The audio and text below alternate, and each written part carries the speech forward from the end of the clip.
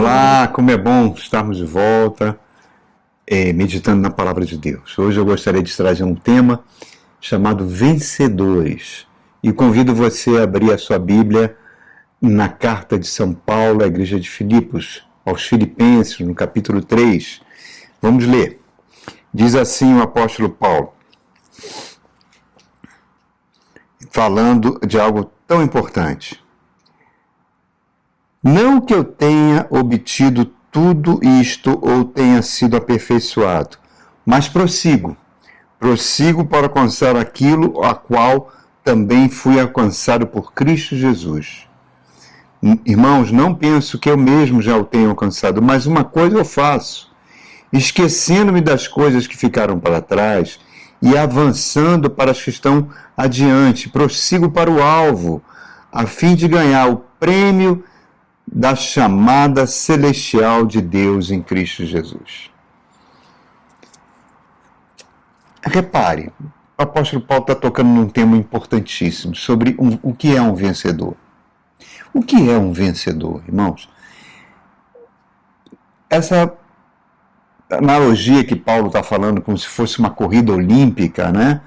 Como um corredor vai em busca de um pódio para receber uma medalha de ouro, ele está usando essa analogia para trazer a ideia de quem é um vencedor.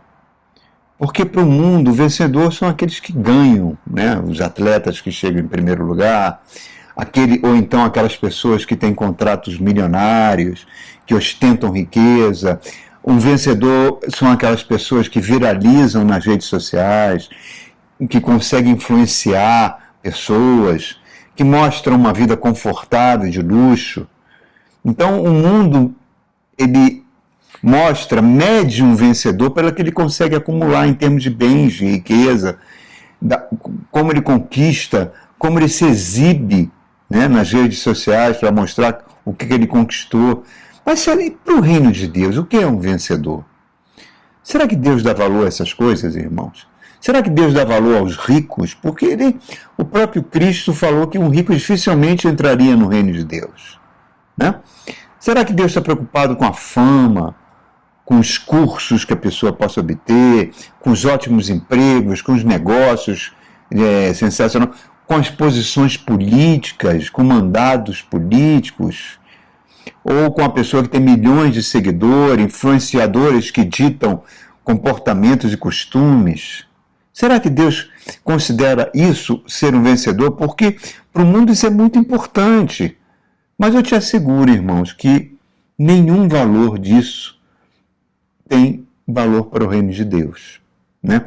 Porque a gente vê em várias passagens a Bíblia falando isso conosco. 1 Coríntios, capítulo tanto 1 quanto 2, diz que Deus usa as coisas loucas para envergonhar as sábias. Que Deus usa as coisas fracas para envergonhar os fortes, que Deus não chamou as pessoas de nobre nascimento ou de fama, se você quiser pensar assim. Pelo contrário, chamei as que nada são para envergonhar aquelas que são. Tudo isso pela loucura da pregação. O apóstolo Paulo, ele está na prisão de Roma, talvez a sua penúltima prisão, um ano antes da sua morte, que vai ser no ano 62, quando Nero vai mandar decapitar Paulo. Um ano antes, ele está numa prisão fétida, numa prisão que o esgoto passava por dentro da prisão. Quando você for a Roma, vá visitar essa prisão do apóstolo Paulo, maltratado, sem nenhum tipo de garantia terrena que vai sobreviver, né? E ele está falando isso para a igreja de Filipos, é a carta da alegria. É a carta da alegria. Ele fala em várias passagens: não se preocupem comigo, eu estou bem, eu estou alegre, porque eu prossigo para o alvo, para receber o prêmio da suprema, da soberana vocação de Deus em Cristo Jesus. Então nós precisamos responder essa pergunta, irmão. O que significa ser um vencedor para Deus? É urgente a gente entender como vivemos nesse mundo, no meio de pressões, no meio de distrações, no meio de várias crises do nosso tempo. O que significa sermos um vencedor para Deus? O mundo sempre vai dizer algo que é contrário aos valores do reino de Deus, né? Porque quem é amigo do mundo é inimigo de Deus. A Bíblia fala isso. Ele fala, o mundo é aquele que chega primeiro, é aquele que suplanta, é aquele que vence, quem tem mais, quem é mais visto, quem não sofre. E o Evangelho, que é a linguagem do reino de Deus, que é o idioma do reino de Deus, fala diferente, fala daquele que vence, é aquele que permanece na fé, é aquele que se entrega, é aquele que ama o próximo, que não desiste em momento algum, independente da pressão que está sofrendo, da sua fé em Cristo Jesus. Paulo não está falando de um prêmio, e não está falando de um prêmio terrestre, mas sim de um prêmio celestial. Ele fala, eu não estou olhando para trás, ele tinha tudo para olhar para trás. Por quê? Porque ele veio de família rica. Só os ricos estudavam nas escolas dos rabinos. Ele foi um dos melhores, talvez o melhor aluno. Ele era fariseu dos fariseus. Ele tinha uma sabedoria incrível, falava vários idiomas. Ele talvez fosse a pessoa mais certa para assumir o posto de sumo sacerdote, né? Era um homem que tinha privilégios. E ele falou, estou deixando tudo isso para trás como um lixo perto do conhecimento de Cristo. Coisa fantástica, irmãos. Ele fala em outra passagem, né? É como se ele fizesse... Ele não está olhando para o lado, tendo inveja. Eu estou com inveja daquele homem que é rico, ou estou com inveja daquele homem que é tão famoso, que tem tantos seguidores, e eu aqui na prisão, esquecido, aguardando uma sentença de morte. Ele não está com inveja dessas pessoas, ele não está olhando para o lado, nem olhando para trás, para o seu passado. Ele está olhando para cima, onde Cristo vive. E ele está falando, estou atrás do prêmio celestial. Por quê? Porque mesmo que eu passe por lutas nesse mundo, essas lutas não vão me destruir, porque é por meio das lutas que os vencedores de Deus são forjados. Nós somos forjados na luta. Um vencedor para Deus não é aquele que vive caindo no pecado. Isso não importa para Deus, mas assim aquela pessoa que cai, porque nós somos pecadores, mas se levanta pela graça de Deus e continua. Isso é um vencedor para Deus. Não é uma pessoa perfeita, sem defeitos, né? Quase que entre aspas, um santo desses exaltado aí pelo culto aos santos, mas aquela pessoa que é fraca, porque ela depende continuamente do Cristo. Ela busca Cristo em todas as coisas. Por isso que 1 de João fala que aquele que é nascido de Deus vence o mundo por meio da fé.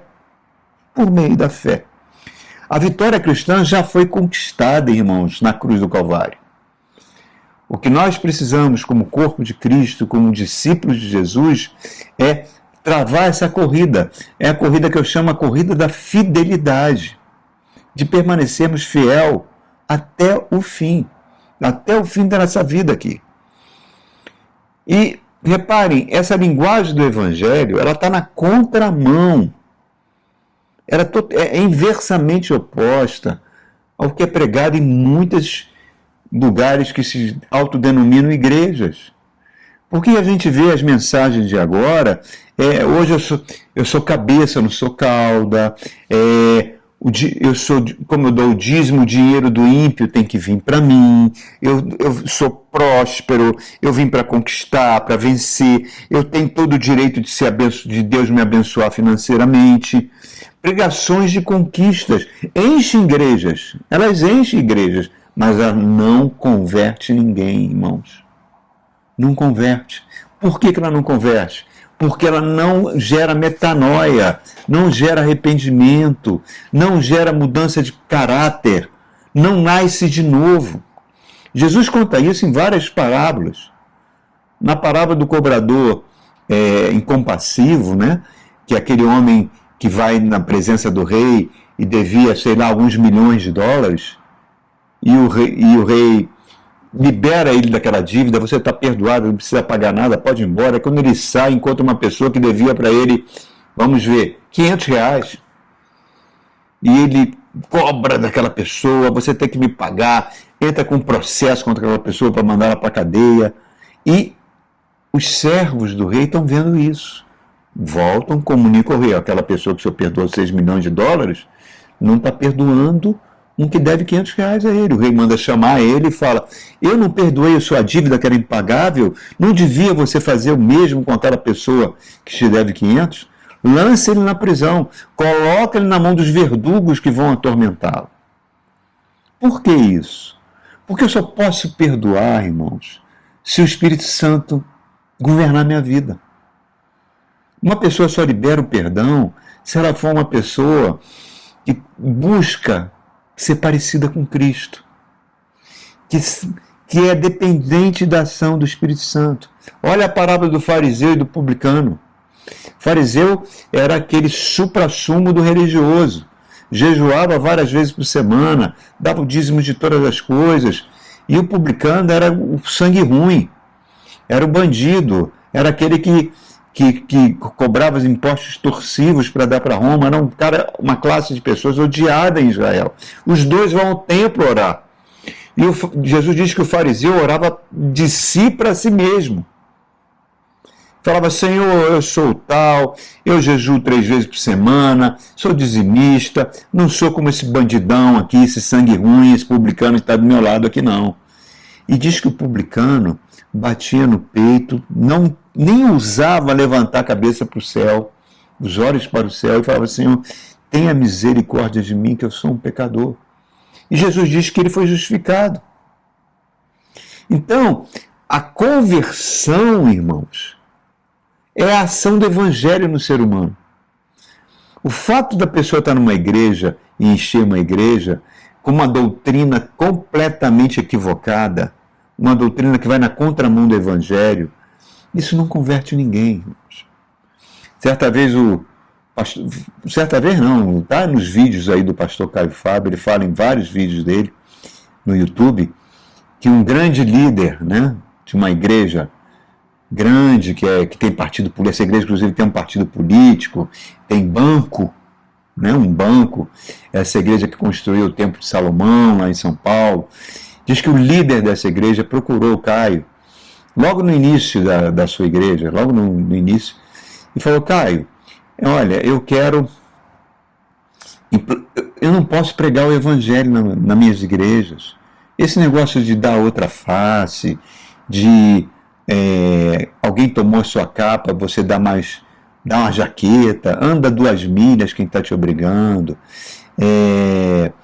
ser amoroso, amar ao próximo, ser bondoso, isso não vai encher minha igreja.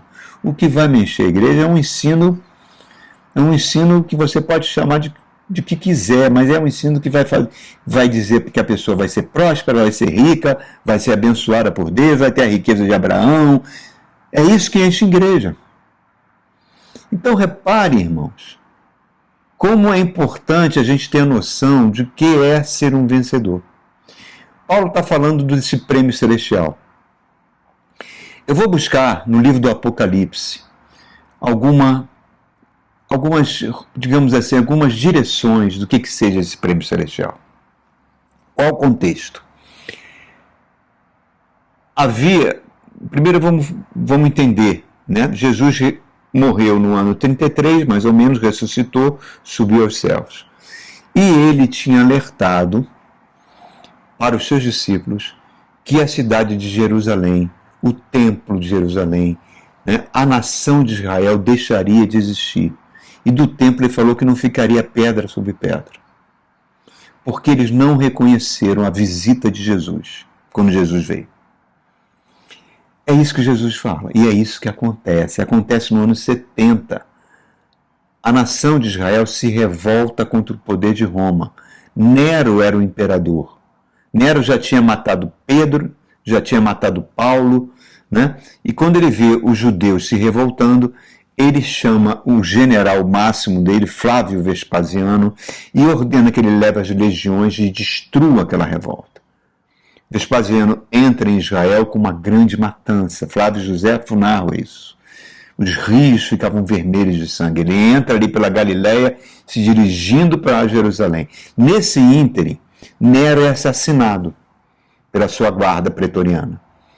E aí o Senado manda Flávio Vespasiano voltar para Roma e assumir o império no lugar de Nero. E ele, Flávio, faz isso e deixa seu filho Tito no poder. Tito, então, destrói Roma, destrói a nação de Judá, destrói a cidade de Jerusalém, queima o templo, destrói, só sobrou o Muro das Lamentações hoje em dia, e leva a termo de 300 mil judeus como escravos, e esses escravos vão construir o Coliseu em Roma. Tito vence essa guerra, logo em seguida seu pai morre, e passa o império para ele. Ele volta para Roma. E aí, no ano 70, ano 80, ele morre. E assume o seu irmão, Domiciano, que vai ser um tipo de anticristo, né? Domiciano era um homem muito pragmático. E ele percebe que o movimento cristão está crescendo, né? Mesmo com a matança que Nero fez com a igreja de Roma, os cristãos estão se reunindo nas catacumbas, continuam crescendo. E o que ele observa? Que os escravos eram uma grande parte desse movimento, os pobres. E eles confraternizavam com os nobres de Roma, com os ricos de Roma. Domiciano então percebe que ali é um grande perigo, porque o poder econômico de Roma se baseava na escravidão dos povos conquistados. E esse movimento evangélico que estava surgindo, os cristãos que estavam surgindo, ele começou a temer que eles pudessem solapar o poder de Roma. Então ele inicia uma perseguição terrível. Agora Nero perseguiu em Roma. Agora matou Paulo e matou Pedro. Mas agora não, Domiciano, nós estamos aí por volta do ano 90, 91, está fazendo uma perseguição, uma matança geral em todo o império. Com torturas, com tudo. Você pode ler isso no livro de Eusébio, o livro dos mártires, quando ele conta e narra isso. Pois bem, depois ele procura o grande líder que sobrou desse movimento, que foi o apóstolo João, que já estava bem velhinho, estava com mais de 90 anos. Ele manda prender João, e a tradição que está nesse livro de Mártires, que João é lançado num caldeirão de azeite fervente para morrer. Ele não morre. Domiciano então manda ele para a ilha de Patmos, uma ilha que fica ali na costa grega, uma ilha totalmente insalubre, onde havia as minas de sal. Ele ia trabalhar como escravo nas minas de sal, como era muito velhinho, iria morrer lá. E num dia de domingo, João está orando na ilha e ele tem uma visão incrível do Cristo glorificado. Cabelos brancos batendo na cintura, olhos de fogo, voz que parecia uma gigantesca cachoeira, o poder da voz. Ele, quando vê o Cristo glorificado, ele cai no chão como morto diante da glória do Cristo. Cristo toca nele, levanta ele e fala: eu quero que você escreva 7 cartas para as 7 igrejas que estão na Ásia Menor, na Turquia hoje. Pois bem, é sobre essas cartas que nós vamos falar, que está no capítulo 2 e capítulo 3 de Apocalipse. Eu vou falar de uma forma muito resumida, mas é importante que você leia lá. Jesus, ao escrever essas cartas para essas 7 igrejas, só uma tinha sido fundada por Paulo, a igreja de Éfeso, né? Que vai crescer. Por volta, Timóteo depois vai ser o pastor dessa igreja, e o apóstolo João depois vai ser também o pastor, onde ele vai morrer na cidade de Éfeso, e ele traz Maria, mãe de Jesus, que morre também na cidade. Pois bem, olha só, irmãos, a primeira carta ele manda para a igreja de Éfeso, está em Apocalipse capítulo 2 até o verso 7. Não, até o verso 9, de 1 a 9. Ele primeiro começa a falar algumas qualidades dessa igreja. Olha, vocês são ortodoxos, vocês levam a palavra de Deus a sério, vocês não permitem que pessoas más, que falsos apóstolos assumam o púlpito da igreja com o ensino errado. E olha como nós precisamos dessa qualidade hoje, né, irmãos? No meio de tanto escândalo, no meio de tantos falsos evangelhos, no envolvimento da igreja com política, né? onde esses ensinos de prosperidade, de vitória financeira, nada disso acontecia em Éfeso. Era a palavra de Deus. Por quê? Porque Paulo, nessa cidade, fundou uma escola bíblica. Ele alugou um espaço que era de uma escola, a escola de Tirano, e durante 3 anos, todos os dias, ele ensinava a Bíblia. Ele conseguiu reverter o culto maligno para que existia para Diana dos Efésios, Afrodite, fez que as pessoas queimassem os seus livros de feitiçaria, ele virou a cidade de cabeça para baixo. Então a igreja era fundada na palavra. E Jesus elogia a igreja também, lá no verso 6, porque eles odiavam os nicolaítas. Quem eram os nicolaítas? Era um movimento que entrou nas igrejas, muito parecido com o gnóstico, com o gnosticismo, mas só que eles diziam o seguinte: você podia pecar à vontade, principalmente na área sexual, que isso não ia afetar o seu espírito, que o seu espírito já estava salvo. A sua carne, que era matéria, não servia para nada, não ia afetar, você podia pecar à vontade. E Jesus fala: eu odeio esse tipo de ensino.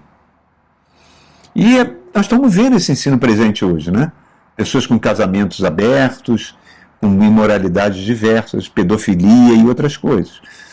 Agora, essa igreja que tinha esse valor tão grande, esse amor à palavra, Jesus aponta um ponto fraco. No verso 4 e 5, olha, vocês abandonaram o primeiro amor.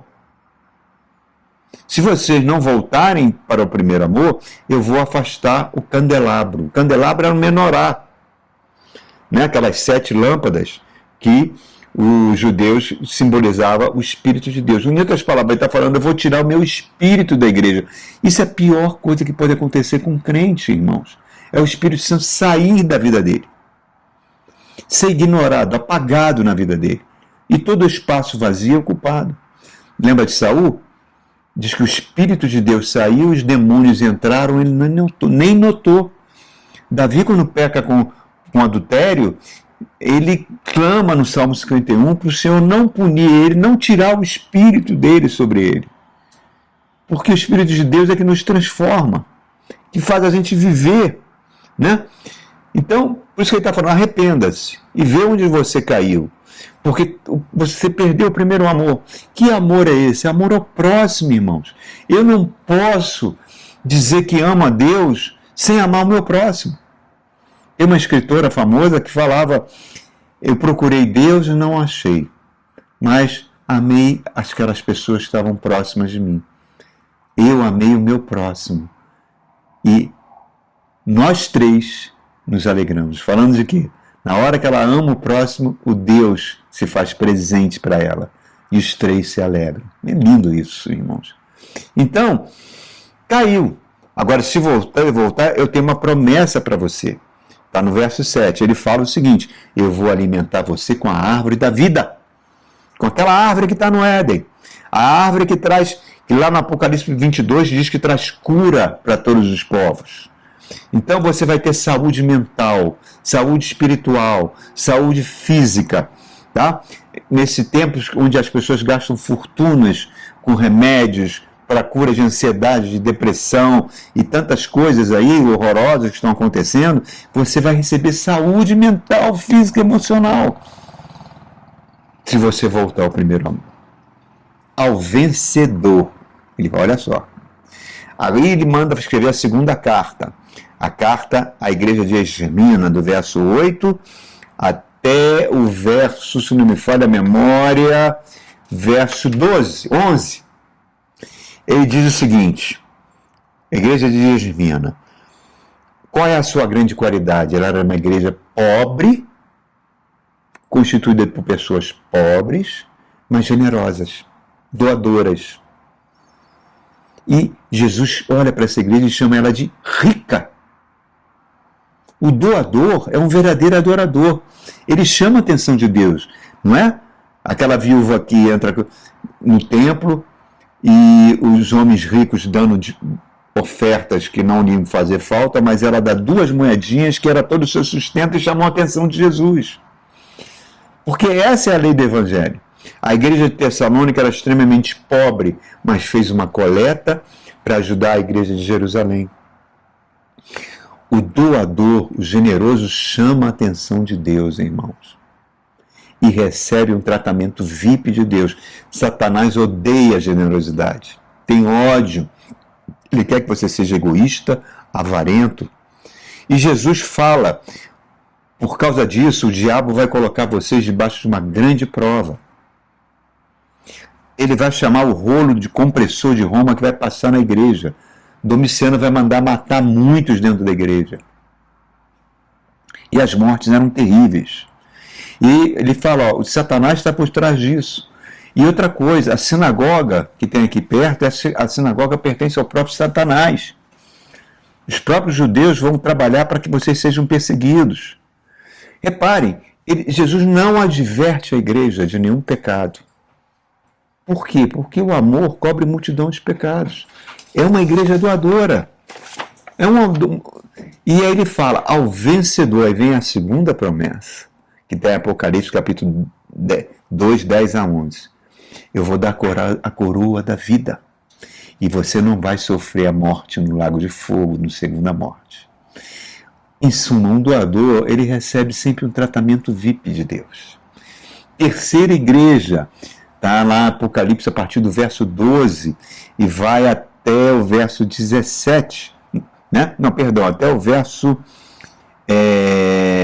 até o verso 17 de Apocalipse. A igreja de Pérgamo. Pérgamo, de onde deriva a palavra pergaminho. Pergaminho foi inventado na cidade de Pérgamo, não é uma cidade rica, né? É uma igreja que tem o culto ao imperador, o culto demoníaco em templos de sacerdotes, porque considera o imperador de Roma um deus. E Jesus fala, olha, vocês estão mantendo a fé. Satanás está nessa cidade. Matou o pastor da igreja, mandou matar Antipas, o pastor da igreja, mas vocês mesmo assim perseveraram. Muito bem. Ele elogia, mas ele aponta o ponto fraco ali do verso 14 e 15. Mas tem contra vocês que vocês pegaram a doutrina de Balaão. Balaão, que foi contratado por Balaque para profetizar contra Israel, mas não o fez, induziu a Balaque a levar mulheres moabitas a se prostituírem com os homens de Israel e levar eles à idolatria. E muitos morreram por causa disso. Então, a imoralidade sexual está entrando dentro da igreja. E outra coisa, os nicolaítas estão presentes dentro dessa igreja. Então, reparem, a promiscuidade estava começando em vários níveis. E a gente vê isso, né, irmãos? Vemos isso aqui no Brasil. Tivemos agora há pouco tempo uma marcha, né? Marcha dos prefeitos de Brasília, vários prefeitos evangélicos. O jornal Metrópolis disse que os motoristas de Uber recebiam dinheiro para levar os prefeitos para as boates de prostitutas de alto luxo, usando dinheiro público. Nós vemos casos de pedofilia na igreja, nós vemos casos de adultério na igreja, envolvendo líderes. E Jesus vai falar, olha, eu vou ter que aprender a aplicar uma disciplina sobre vocês. Vocês têm que se arrepender diariamente. Não basta você só confessar o pecado e continuar no pecado. Tem que fazer a metanoia, senão Jesus fala, eu vou ferir essa igreja com a espada que sai da minha boca, a palavra de Deus que dói quando pecamos. Mas aqueles que perseverarem, aí vem a terceira promessa, no verso 17, darei do maná escondido e uma pedrinha branca. O que significa isso? O maná foi aquele pão que veio do céu e que sustentou o povo de Israel durante 40 anos no deserto. Eles não envelheceram, não ficaram doentes, as roupas não ficaram ruins, as sandálias se conservaram. Em suma, proteção física e espiritual. O maná escondido vocês vão receber. E vão receber uma pedrinha branca. Que pedrinha? Onde estará gravado o nome de vocês? Quando havia os grandes banquetes de Roma, né, com os senadores, com os poderosos, eles eram convidados com uma pedrinha branca e tinha que ter um nome para mostrar que eles tinham autoridade. Então Jesus está falando, eu vou dar uma autoridade para vocês, que é a autoridade que eu dei para a igreja. O que vocês ligarem na terra será ligado no céu. Perseverem. Quarta igreja. Aí ele manda a carta para a quarta igreja, a igreja de Tiatira. Está ali no capítulo 2, a partir do verso 18. Ele fala das qualidades. Vocês são uma igreja amorosa, coisa bonita, linda. Vocês são perseverantes na fé. São sal da terra, luz do mundo. Mas o Espírito Santo está presente. Vocês estão exibindo os frutos do Espírito, mas tem um ponto fraco. Ele começa a falar a partir do verso 20 até o 24. Vocês toleram falsos profetas, toleram imoralidade sexual. Tem uma falsa profetisa que Jesus chama de Jezabel, né? Talvez fosse o nome, ou apenas o nome simbólico da pior rainha que Israel teve, né? Que era da terra de Sidom, que trouxe o culto a Baal para Israel e levou à destruição de Israel, onde esse culto tinha idolatria em todos os níveis e até sacrifício de crianças. Essa Jezabel está presente na igreja. E ela está levando, tá, vocês que vivem numa cidade que é um centro comercial riquíssimo, onde tem corrupção comercial em todos os níveis, e tem doutrinas demoníacas, ela está trazendo isso para dentro da igreja, levando as pessoas a conhecer as coisas ocultas de Satanás, com imoralidade sexual. Aí vem a disciplina de Jesus, dura. No verso 22 e 23 do capítulo 2, ele fala: vou matar os seus filhos. Vou deixar doente de cama os seus filhos. Uma disciplina pesada, irmãos. Porque Jesus quer purificar a igreja, a noiva. Preste atenção, Jesus é o mesmo ontem, o mesmo hoje e será para sempre. Ele está protegendo aquela igreja de se corromper. Se for necessário, algumas pessoas vão morrer. Algumas pessoas vão ficar doentes. Aí me lembra aquilo que está em Gálatas, capítulo 6. Homem, de Deus não se zomba. Aquilo que você planta, você vai colher. O plantar é opcional. A colheita é obrigatória. Se você plantar amor, você vai receber amor. Se você plantar coisas ruins, você vai ter que colher coisas ruins na sua vida.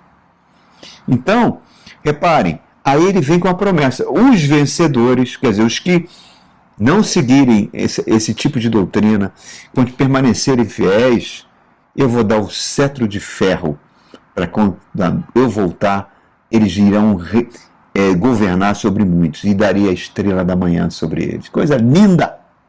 Prenuncia as glórias que vão vir com a volta de Cristo.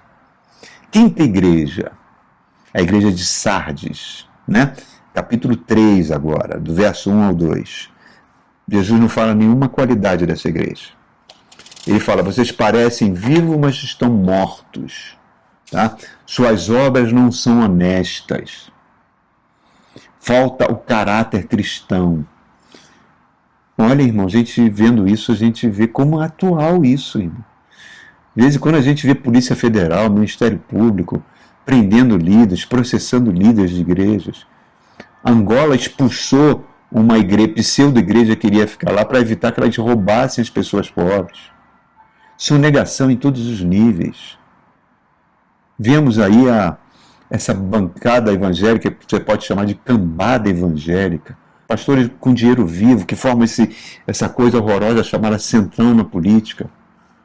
Então a gente está vendo isso presente. Como está presente essa igreja de Sardes hoje, irmãos? Deus fala em Provérbios que ele abomina a balança enganosa, ele abomina qualquer tipo de desonestidade. E essa semana eu vi presenciei um fato que me deixou muito feliz. Um irmão em Cristo foi num restaurante aqui perto de casa e almoçou. Quando ele foi pagar a conta, era um restaurante Aquilo, né? Ele colocou o cartãozinho na máquina, digitou a senha, tudo direitinho, e no final a máquina acusou um erro, né, da conta. Aí o rapaz que estava passando o cartão falou: vou passar de novo o seu cartão. Ele falou: peraí, que de repente o banco já me descontou. Eu vou ter que pagar 2 vezes, só um minutinho. Aí ele vai, entra no aplicativo do banco e vê no extrato que realmente o banco tinha descontado aquilo era um problema da máquina, mas o dinheiro já tinha sido descontado. Aí ele mostra para o rapaz do caixa: eu não posso pagar 2 vezes. Não posso pagar. Porque já foi descontado. Isso é problema aí da operadora do seu cartão, depois você acerta com ela. Em suma, ele não pagou de novo, foi embora. Chegou à noite, ele foi consultar o extrato e viu que o banco tinha estornado aquele dinheiro. Quer dizer, o dinheiro voltou para a conta dele e ele incomodou, ficou profundamente incomodado, foi no restaurante, procurou lá o gerente e falou para ele: olha, eu quero que eu vou pagar, me passe o seu Pix, que eu vou pagar o valor do meu almoço, porque o banco me estornou. Aí eles olharam assim meio assustado, passaram o Pix, ele pagou a conta dessa vez. E ele fala uma coisa importante para todas aquelas pessoas que estavam ali. Ele falou: para Deus, 1 centavo vale tanto quanto $1 bilhão. Se você deve 1 centavo e deve 1 bilhão, é a mesma coisa para Deus. É o princípio que está por detrás. Não, isso é importantíssimo, esse tipo de testemunho. Aí Jesus está falando para essa igreja de Sardes: vocês são desonestos, eu vou vir como um ladrão. Quando vocês menos esperarem, vocês serão julgados. Está aí, irmãos. Esse escândalo do Banco Master, olha quantos pastores envolvidos. Olha a igreja envolvida, a igreja que recebeu milhões de emendas parlamentares. E os pastores que saíram dessa igreja aqui de Belo Horizonte. E está lá. Olha que quantos... Essa senhora, que é a grande influenciadora, que foi presa agora, que ela leva mensagens evangélicas, ela tem milhões de seguidores, ela tem ligação com o PCC, irmãos. Uma organização criminosa. Então tá aí, irmão, tá? Isso é tudo atual. Aí ele fala a promessa, fala assim, sobre pureza. Aqueles que vencerem vestirão vestes brancas de linho puro, que mostra a honestidade, a santidade, a ética, e andarão comigo. Tá? E terão o seu nome escrito no livro da vida. E Jesus fala: eu vou confessar eles perante os anjos de Deus, do meu Pai. Irmãos. Sexta igreja, penúltima igreja, a igreja de Filadélfia. Capítulo 3, do verso 7 em diante, né? Até o verso 13. Igreja de Filadélfia. Ele fala: eis aqui quem fala, aquele que tem a chave de Davi, o poder do Messias, né? Que aquele que ele olha para a igreja e elogia: vocês não têm muita força, a fé de vocês é meio fraquinha, mas vocês continuam, estão perseverando. Não negaste meu nome. Continua, que coisa bonita. Continue assim. Olha só, vai entrar no reino de Deus quem eu quiser que entre. A porta que eu abro, ninguém fecha. E a porta que eu fecho, ninguém abre. Vocês têm pouca força, mas vocês não me negaram. Não me negaram. Fé fraquinha, no meio de lutas, mas continuam fiéis. Promessa.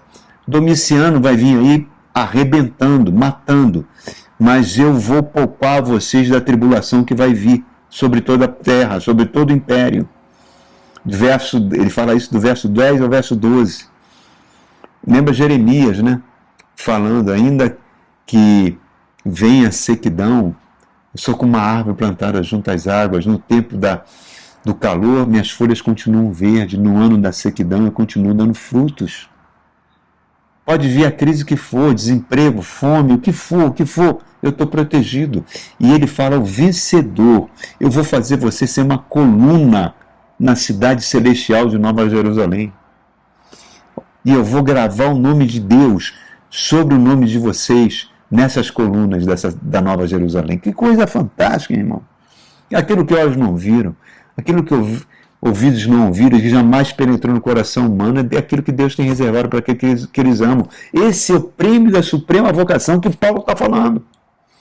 E a última igreja, a igreja de Laodiceia, capítulo 3, do verso 14 em diante, até o verso 19. Ele fala o seguinte: Laodiceia era uma cidade muito rica, ela tinha um produto, ela inventou um colírio que não tinha no império, que fez o produto interno bruto dela crescer muito, a venda desse colírio. Que nem o Ozempic fez com o produto interno da Dinamarca, né? Que produzia essas seringas emagrecedoras. Enfim, Jesus olha para essa igreja e fala: você não tem nenhuma qualidade.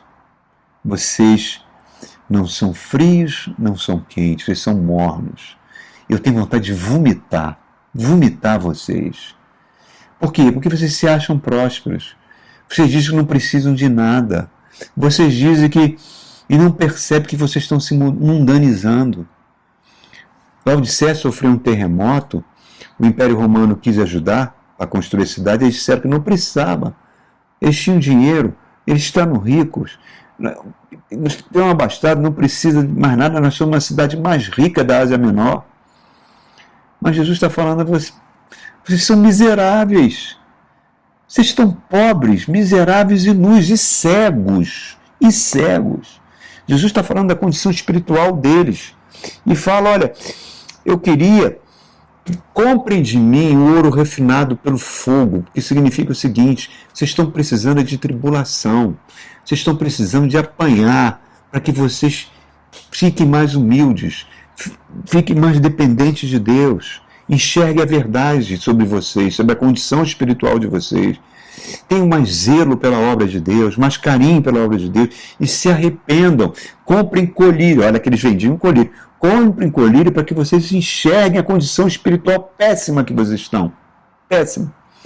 Eu estou à porta, se você abrir, eu vou entrar e vou cear contigo, desde que você se arrependa.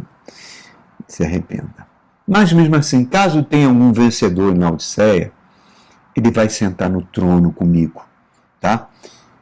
Isso mostra, irmão, que Deus está sempre pronto para mudar a nossa história. Deus está sempre pronto para que esses pilares do Evangelho, amor ao próximo, generosidade, santidade com arrependimento, eles têm que estar presentes, irmãos, para que a gente seja um vencedor, para que nós sejamos um vencedor. Então, irmãos, está aí o que é um vencedor para Deus. Que essas palavras possam trazer uma reflexão profunda e um arrependimento diário, para que a gente continue como alguma dessas igrejas que enfrentaram tantas lutas e sofrimentos. Os teólogos dizem que essas igrejas estão presentes ao longo da história da igreja. Eu creio nisso. Mas que parece que nós estamos vivendo os tempos da igreja de Laodiceia. Que a gente não provoque vômito em Jesus, irmão, mas sim alegria no coração do nosso Senhor e Salvador. Legal? Que Deus abençoe você ricamente. Até o próximo encontro.